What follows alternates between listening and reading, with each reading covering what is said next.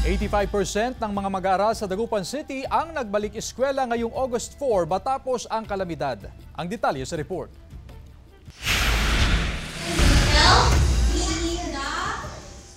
Perfect attendance at bakas sa mukha ng ilang grade 1 pupil na ito ng West Central Elementary School 1 sa Dagupan City ang excitement sa kanilang pagbabalik eskwela ngayong araw.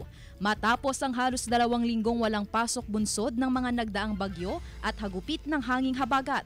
Ngayong umaga, sa tingin ko, they are very excited talaga kasi halos lahat sila, attendance pa lang, full pack na, wala akong absent, all present. Ikinatuwa rin ng ilang magulang ang muling pagpasok sa paaralan ng kanilang mga anak. Ngayon, masaya na kasi, siyempre, yung mga bata po, 1 week po na wala po silang pasok eh. Yung mga lesson nila, late na sila. Dapat, yung mga lesson last week, kailangan nilang habulin ngayon. Sa tala ng paaralan, nasa 85% ng kabuang bilang ng mga mag-aaral ng West 1 ang pumasok ngayong araw. Posible raw na ang ibang bata ay nagkasakit dahil sa epekto ng nagdaang kalamidad o binabaha pa ang bahay ng ilan kaya hindi pa nakapasok.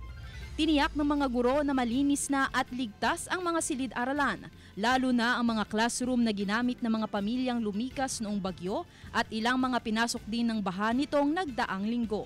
Kung ano yung mapipili namin, kung mag-add kami ng extension kami ng time or magsa-Saturday class kami para mapunan yung parang 10 days na walang pasok. Kasama si Jing Dakanay, Sandy Salvacio, One North Central Luzon.